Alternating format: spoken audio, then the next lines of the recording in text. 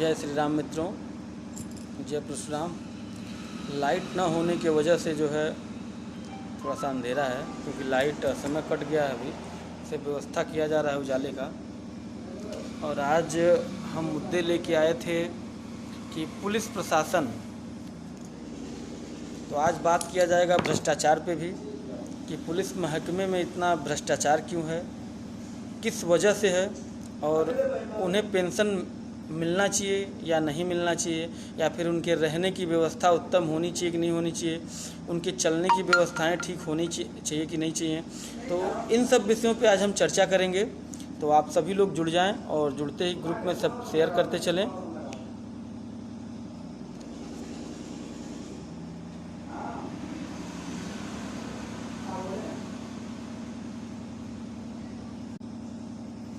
तो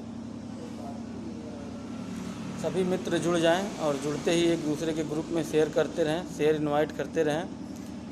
आज प्रशासन को लेके ये मुद्दा उठाया गया है कि पुलिस वाले भी तो एक आम नागरिक ही होते हैं। हमारे और आपके घर का बेटा भाई ही पुलिस की नौकरी करता है। पुलिस के लोग कहीं किसी दूसरी दुनिया से नहीं आते हैं, तो उनके लिए भी उत्तम व्यवस्थाएं होनी चाहिए। लोग कहते हैं पुलिस वाले भ्रष्टाचारी हैं और घूस लेते हैं, तमाम ऐसी सारी चीज़ें हैं, तो क्यों लेते हैं, उसका सबसे बड़ा कारण और सबसे बड़ा रीज़न क्या है, आज हम चर्चा इस पे करेंगे। क्योंकि आज हमने मुद्दा प्रशासन पुलिस का इसलिए उठाया है क्योंकि अगर 24 घंटे कोई हमारी सेवा के लिए तत्पर रहता है तो वो है पुलिस। जो 24 घंटे हमारी सेवा के लिए तत्पर रहती है। अगर किसी भी प्रकार की कोई बात होती है, दिक्कत होती है, तो हमारे घर लड़ाई झगड़ा या छोटी बड़ी कोई भी चीज़ होती तो हम किसे याद करते हैं? तो हम पुलिस को सबसे पहले याद करते हैं, सबसे पहले हम उनको बुलाते हैं। तो जो हमारे नए दोस्त हैं उनके लिए मैं अपना परिचय बता दूं।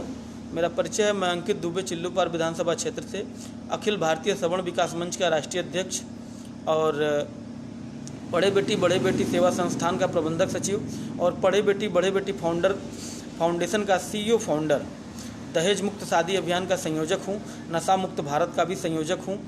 और मैं इन सभी मुद्दों पे कार्य करता हूँ अलग अलग क्षेत्रों में। आज हमने एक मुद्दा उठाया है पुलिस प्रशासन को मिलने वाली सुविधाओं के ऊपर, क्योंकि पुलिस के ऊपर बहुत सारे आरोप लगते हैं कि पुलिस थाने पे जाइए, वहाँ सुनवाई नहीं होती है, वहाँ भ्रष्टाचार है, पैसा लिया जाता है, तमाम सारी चीज़ें हैं। लाइट आ गई है मित्रों, मैं ऑन करता हूँ।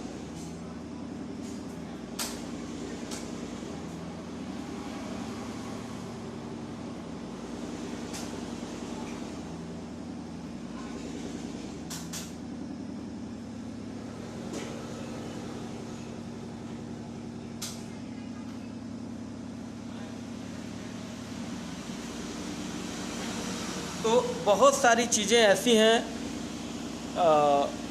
जो हम कहते हैं कि थाने पे सुनवाई नहीं होती है और अच्छे से हमारा काम नहीं होता है, काम करने के पैसे लिए जाते हैं। तो आखिर ये पैसे क्यों लिए जाते हैं? तो आज हम टैली करेंगे एक सरकारी स्कूल के टीचर की सैलरी से, और जो 24 घंटे हमारी सेवा करता है, जो 24 घंटे हमारे लिए अपनी ज़िंदगी जीता है, अपने घर परिवार को छोड़ के हमारे लिए आता है। तो आज हम टैली करेंगे एक सरकारी स्कूल के टीचर की सैलरी और प्लस एक पुलिस वाले की, एक सिपाही की सैलरी। तो जो हमने देखा है, जो हमें जानकारी है, जहाँ तक हमने मालूम किया है, तो हमारे मालूम करने के हिसाब से एक सिपाही की औसतन तनख्वाह 32,000 रुपये के आसपास होती है। उसे 24 घंटे ड्यूटी करने के 32,000 रुपये मिलते हैं। रहने के लिए कोई आवास की समुचित व्यवस्था नहीं होती है। मैंने देखा है बहुत सारे थानों में ऐसे ही अलग बिस्तर लगे हुए हैं। बहुत सारे थानों में तो व्यवस्था हो गई है, लेकिन बहुत सारे थानों में अभी व्यवस्था नहीं है।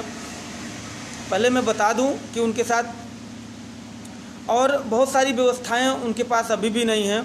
और दूसरी चीज़ ये है कि उन्हें साइकिलिंग का भत्ता मिलता है। आज के युग में उन्हें साइकिल का भत्ता दिया जाता है। वो भी जहाँ तक मुझे जानकारी है, गलत भी हो सकती है अमूमन, या सही हो सकती है, लेकिन मैं साझा कर रहा हूँ। 1200 रुपये उन्हें साइकिलिंग के भत्ते के नाम पे 1200 रुपये उन्हें दिया जाता है कि आप साइकिल से जाओ। तो चूँकि अभी हमारा सिस्टम ये चाहता है कि प्रशासन जल्दी से जल्दी पहुँचे। अगर जल्दी पहुँचना है तो भाई वो साइकिल से कैसे जाएगा? तो ये बहुत सारी चीज़ें हैं, उन्हें रहने के लिए आवास की उचित व्यवस्था नहीं है। और प्रशासन से हम उम्मीद करते हैं, तो देखिए सबसे पहली बात मैं आपको बताऊं, सरकारी स्कूल का एक टीचर है, उसकी सैलरी कैसी भी हो, टीचर है तो 40,000 से ऊपर ही उसकी सैलरी है, 50,000, 60,000, 70,000 रुपये तक की सैलरी है। और सरकारी स्कूल में आप बच्चे देखने जाएंगे तो गिनती के बच्चे आपको मिलेंगे। कोई भी ऐसा सरकारी विद्यालय नहीं है जहाँ अधिक से अधिक बच्चे पढ़ने जाएँ। बच्चे पढ़ने इसलिए नहीं जाते हैं कि भैया सरकारी विद्यालय में पढ़ाई नहीं होती, क्योंकि मैडम जी आती हैं तो वो स्वेटर बुनती हैं, मास्टर साहब आते हैं तो वो अपना काम करते हैं। पढ़ाई नाम की चीज़ सरकारी विद्यालयों में होती ही नहीं है, जिसकी व्यवस्था। लेकिन वहाँ की टीचरों की तनख्वाह क्या है, 40,000 से 70,000, 80,000 रुपये तक की उनकी तनख्वाह होती है। और एक पुलिस वाला, एक सिपाही जो 24 घंटे हमारी सेवा करने के लिए तत्पर रहता है, उसकी तनख्वाह होती है, अमूमन तनख्वाह उसकी 32,000 रुपये से सैलरी शुरू होती है।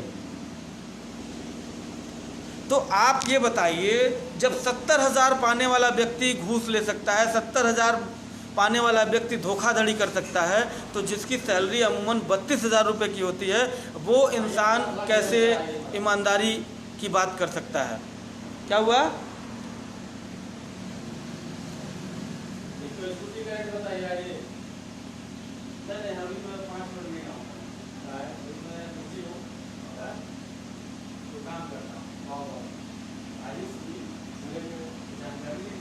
आपकी लाइफ में शामिल हो जाएगी तो एक कैसा बन जाएगी क्या? जाना पड़ेगा ना।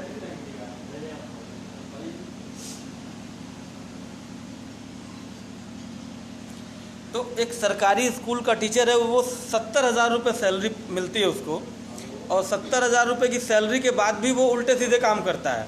और हम उम्मीद ये लगा के बैठे होते हैं कि जिस इंसान को हम 32,000 रुपये की सैलरी दे रहे हैं, ना उसे उसके पास रहने के लिए उसको कोई आवास की समुचित व्यवस्था दे रहे हैं, ना खाने की कोई समुचित व्यवस्था दे रहे हैं, तो वो आदमी भ्रष्टाचार कैसे करेगा?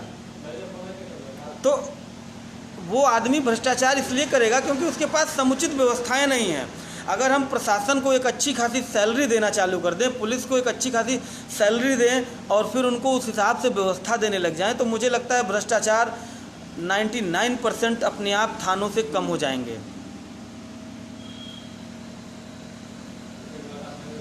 और आप ये बताइए, कोई अपने सर्विस के 40 साल 50 साल देश की सेवा के लिए, समाज की सेवा के लिए लगाता है, फिर भी उसको पेंशन नहीं मिलती है।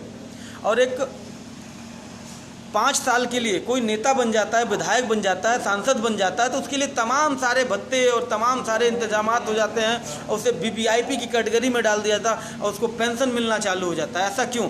जो 40 साल अपनी ज़िंदगी गुजार देता है समाज की सेवा के लिए, देश की सेवा के लिए, 50 साल 60 साल अपने ज़िंदगी के गुजार देता है, उनके लिए हम पेंशन की व्यवस्था नहीं कर पा रहे हैं। लेकिन जो 5 साल के लिए विधायक या सांसद या मंत्री या किसी ऐसे पोस्ट पे हो जा रहा है, उसके लिए हम जो है पेंशन की व्यवस्था कर पा रहे हैं। तो ऐसा क्यों? और लोग कहते हैं कि पुलिस भ्रष्टाचारी है। ठीक है, कुछ पुलिस वाले हैं ऐसे जो गलत हैं, लेकिन बहुत सारे पुलिस वाले ऐसे हैं जो बहुत ही अच्छे हैं, जिनकी हम मिसाल दे सकते हैं। तो मैं सरकार से यही निवेदन करूंगा और अपनी मांग करूंगा पूज्य महाराज योगी जी, उत्तर प्रदेश मुख्यमंत्री योगी जी आदित्यनाथ महाराज जी से कि एक बार आप प्रशासन के लिए अवश्य ध्यान दें। प्रत्येक थानों पे उनके रहने की समुचित व्यवस्था हो, खाने की उनकी समुचित व्यवस्था कराई जाए, उनके भत्तों को बढ़ाया जाए ताकि वो ईमानदारी के साथ अपनी ड्यूटी कर सकें। क्योंकि जब उन्हें भरपूर पैसा मिलेगा तो मुझे नहीं लगता है कि वो भ्रष्टाचार करेंगे।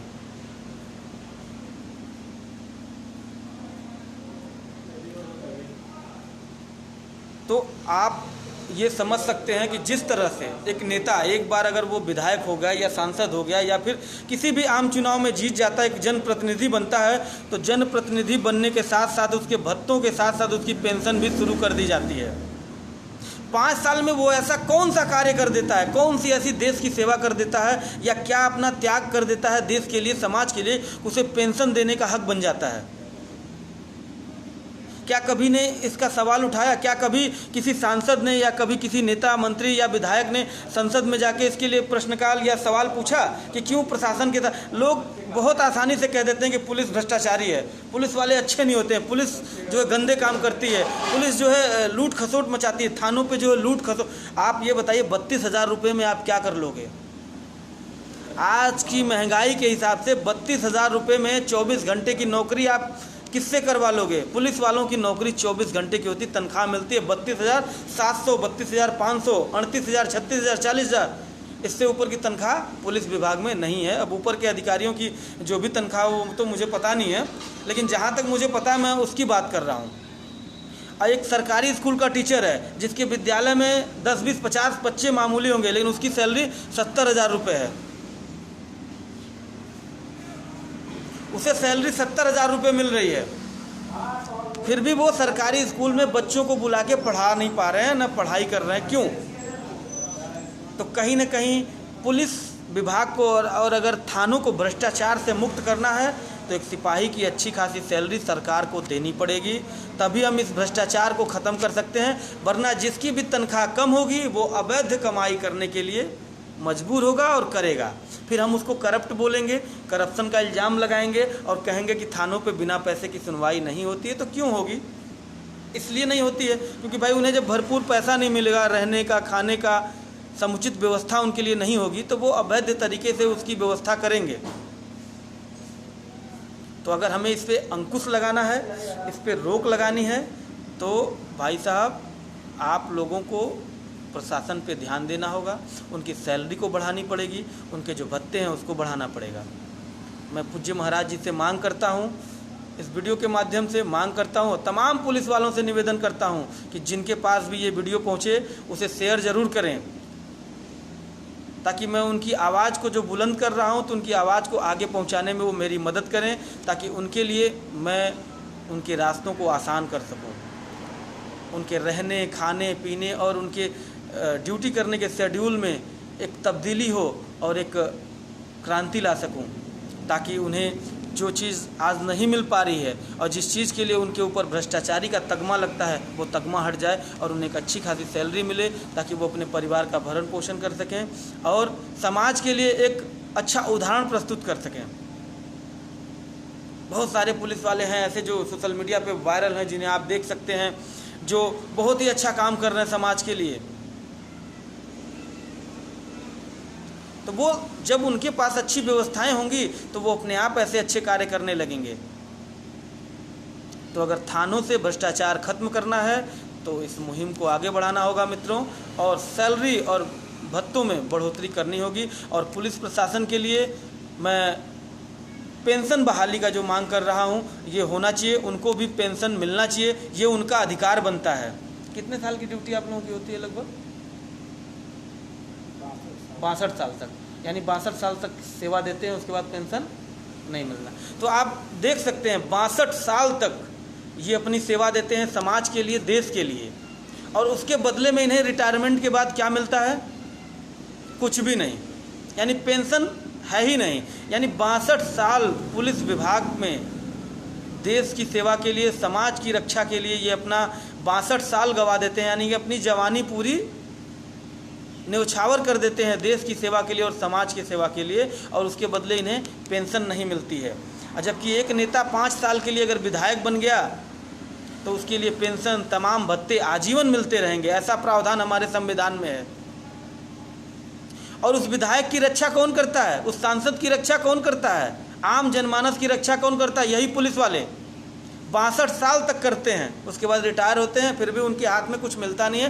पेंशन योजना उनके लिए नहीं है। तो क्यों ऐसा भेदभाव क्यों? कि जो हमारे लिए, हमारे समाज के लिए रक्षा करता है, हमारे लिए दिन रात खड़ा रहता है, धूप में बारिश में, हम उनके लिए लड़ाई क्यों नहीं लड़ते? हम उनके लिए आवाज़ क्यों नहीं उठाते? क्या उनका हक नहीं बनता कि उन्हें पेंशन मिले? क्या उनका हक नहीं बनता कि वो एक अच्छी ज़िंदगी गुजारें? आज के ज़माने में साइकिल से कौन चलता है भाई? आज के ज़माने में एक गरीब आदमी है, वो भी मोटरसाइकिल से चलता है, लेकिन पुलिस के सिपाही को 1200 रुपया मिलता है, साइकिलिंग का मिलता है 1200 रुपया, 2200 200 मिलता है। अब बताइए, 92 रुपया 93 रुपया लीटर पेट्रोल है, और उसमें अगर आदमी को सफ़र करना है तो वो 200 रुपये में क्या कर पाएगा? सोचने वाली बात है। कितनी दयनीय स्थिति है सिपाहियों की, पुलिस वालों की। जो अधिकारी हैं उनका तो भाई मौज है, भाई वो तो अधिकारी हैं, उन्हें सरकारी गाड़ी मिली हुई है, वो अपना चल रहे हैं, उन्हें कोई दिक्कत नहीं। लेकिन जो सिपाही है जिसकी तनख्वाह 32,700 रुपये, 32,500 या 32,000 रुपये है, उसे खाना भी अपने पैसे से खाना है। 32,000 में उसे खाना भी अपने पैसे से खाना है। उसके बाद उसे कहीं आना जाना अगर अपनी गाड़ी से वो कर रहा है तो पेट्रोल भी अपने पैसे से ही डलवाना है उसको। तो 32,000 में जब वो खाना भी खाएगा, अपने ज़िले से दूसरे ज़िले में ड्यूटी करेगा वो, तो जाहिर सी बात है उसे कमरा लेना पड़ेगा। और अगर क्या नाम है, पुलिस विभाग की तरफ से कोई मिलता है तो वो भी आवास ऐसा मिलता है। मुझे तो नहीं लगता है कि आवास मिलता होगा, क्योंकि मैंने कई थानों पे देखा है जहाँ ऐसे लाइन से बिस्तर लगे हुए हैं सब लोगों के, अलग एक हॉल में, और सब लोग अपना अपना उसमें सोते हैं, रहते हैं, इस तरह की ज़िंदगी गुजारते हैं। तो अगर वो अपना एक कमरा लेता है और सब कुछ करता है तो महंगाई के हिसाब से आप जोड़ के देखो तो 32,200 रुपये की सैलरी पाने वाला इंसान कितना बचत कर पाता होगा। तो बताइए, इस कंडीशन में वो भ्रष्टाचार करेगा कि नहीं करेगा? इस कंडीशन में वो घूस लेगा कि नहीं लेगा? इस कंडीशन में वो पैसे की वसूली करेगा कि नहीं करेगा? करेगा, क्योंकि जब वो लाखों रुपया देके पुलिस विभाग ज्वाइन करेगा, फिर उसके बाद उसको 32,700 रुपये की सैलरी मिलेगी। तो जब वो लाखों रुपया इन्वेस्ट करेगा अपना, आप कोई बिजनेस करते हो उसमें लाखों रुपया इन्वेस्ट करते हो तो मुनाफा कमाते हो, लेकिन पुलिस विभाग में जब आप 32,700 की नौकरी पाओगे तो आप भी मुनाफे के लिए सोचोगे। तो मुनाफे में आपको क्या करना पड़ेगा? मुनाफे के लिए आपको भ्रष्टाचार करना पड़ेगा, आपको गलत बनना पड़ेगा। तो भाई सरकार को कहीं ना कहीं इस पे ध्यान देना चाहिए कि अगर आपको भ्रष्टाचार खत्म करना है थानों से पूरी तरह से, आप चाहते हैं कि थाने से पूरी तरह से ईमानदारी से काम हो, तो सरकारी स्कूल के टीचर की तनख्वाह 70,000 है, लेकिन जो 24 घंटे हमारे लिए सेवा करता है, समाज के लिए अपनी जो है खून पसीना एक करता है, समाज के लिए करता है, उसकी तनख्वाह कितनी है? 32,700 रुपये। तो जब तक हम उस तनख्वाह को नहीं बढ़ाएंगे, उसके भत्तों को नहीं बढ़ाएंगे, उसके लिए समुचित व्यवस्था नहीं करेंगे, तब तक वो एक भ्रष्टाचारी का ही जीवन जिएगा और भ्रष्टाचार ही करेगा। तो अगर थानों से पूरी तरह से भ्रष्टाचार समाप्त करना है, सरकार चाहती है कि भ्रष्टाचार थानों से समाप्त हो, एक अच्छी शुरुआत हो, थानों से लोगों की मदद की जाए और जो सही हो उसके साथ न्याय किया जाए, तो उसके लिए ऐसी व्यवस्था करनी पड़ेगी सरकार को कि जो प्रशासन सिपाही हैं उनकी तनख्वाह में वृद्धि करनी पड़ेगी, उनके रहने की समुचित व्यवस्था करनी पड़ेगी, उनके लिए पेंशन की योजना लानी पड़ेगी, उनको पेंशन देना पड़ेगा। आखिर मैं पूछना चाहता हूँ, पुलिस विभाग के लिए पेंशन क्यों नहीं है? कौन सा ऐसा रीज़न है जिसके लिए उन्हें पेंशन नहीं मिलना चाहिए? आप कारण बताइए, क्या कारण है कि जिस कारण से पुलिस विभाग को पेंशन नहीं मिलना चाहिए? मैं जानना चाहता हूँ। मैं मांग करता हूँ योगी आदित्यनाथ जी महाराज से, गृह मंत्री अमित शाह जी से और नरेंद्र मोदी जी आदरणीय प्रधानमंत्री जी से कि क्या कारण है, क्या रीज़न है जिसकी वजह से एक साधारण सिपाही को जो पुलिस की नौकरी करता है उसे पेंशन न दिया जाए। 62 वर्ष तक वो अपनी सेवा देता रहे और उसके बाद उसे पेंशन न दिया जाए। क्या कारण है? क्या कारण कोई बता सकता है?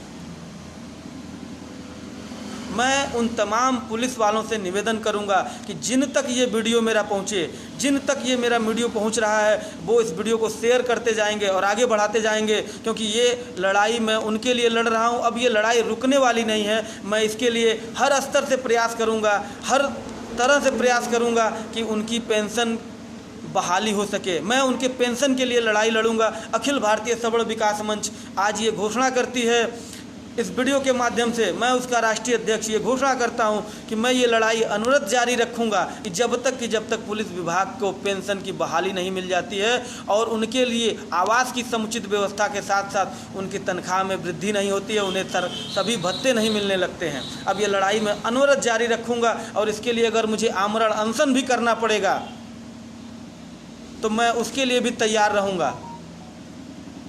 मैं अपनी मांग को रखने के लिए अगर मुझे आमरण अनशन के माध्यम से अपनी मांग को रखना पड़ेगा तो मैं उसके लिए भी तैयार रखूँगा।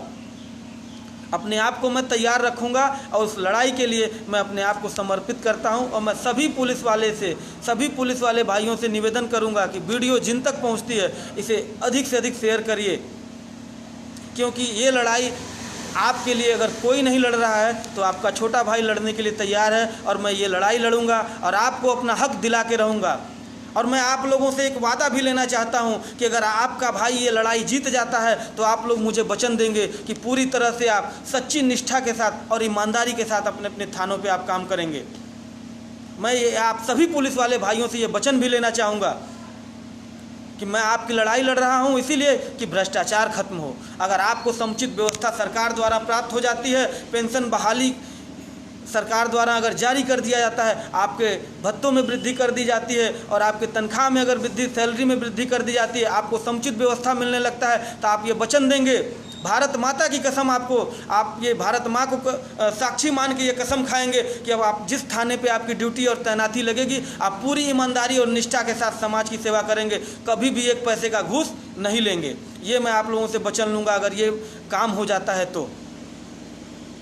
मैं इसकी लड़ाई आज इस फेसबुक लाइव के माध्यम से घोषणा कर चुका हूं, तो मैं आपकी लड़ाई अनवरत जारी रखूंगा और इसके लिए मैं आप लोगों का सहयोग और सपोर्ट मांगता हूं। मित्रों, सपोर्ट करिए, मैं आपकी लड़ाई दिल्ली तक लेके जाऊंगा। अगर मुझे इसके लिए आमरण अनशन करना पड़े तो मैं उसके लिए भी सहर्ष तैयार हूं। जब एक नेता को पेंशन मिल सकती है जो 5 साल के लिए चुनाव जीतता है और 5 साल के लिए समाज का सेवा, वो समाज का सेवा नहीं, अपनी सेवा के लिए अगर वो 5 साल का रास्ता चुनता है, तो जब एक नेता को पेंशन मिल सकती है तो एक पुलिस वाले को क्यों नहीं? जिस नेता की सिक्योरिटी, जिसकी सुरक्षा, जिसकी रक्षा ही एक पुलिस वाला करता है, तो उस पुलिस वाले को पेंशन क्यों नहीं? हर बात पे पुलिस, हर बात पे पुलिस। कहीं कोई छोटी सी बात हो जाए तो पुलिस बुला लो, कहीं कोई बात हो जाए तो पुलिस बुला लो, किसी नेता की रक्षा करनी है तो पुलिस बुला लो, किसी प्रोग्राम में सुरक्षा लेनी है तो पुलिस बुला। जब हर बात पे पुलिस को बुलाते हो तो फिर पुलिस को भ्रष्टाचार मुक्त बनाने के लिए क्यों नहीं पुलिस पे ध्यान देते हो? अब पुलिस भ्रष्टाचार मुक्त तभी होगी जब उनकी तनख्वाह 32,000 की नौकरी में भाई हर आदमी भ्रष्टाचारी होगा। मैं खुद मानता हूँ 32,000 की नौकरी में हर आदमी भ्रष्टाचारी होगा, वो ईमानदारी से काम नहीं कर पाएगा, क्योंकि 32,000 रुपये की सैलरी आज के महंगाई के हिसाब से आप उठा के देख लो तो खाने और रहने में ही ख़त्म हो जाएगा। तो 32,000 की जब एक सरकारी स्कूल का टीचर जो उस लायक नहीं है, फिर भी सरकार हमारी उसको 70,000 रुपये सैलरी दे रही है, जो 24 घंटे खून पसीना एक करके आपके लिए काम कर रहा है, हमें उसे जो है 32,000 रुपये की तनख्वाह देनी चाहिए।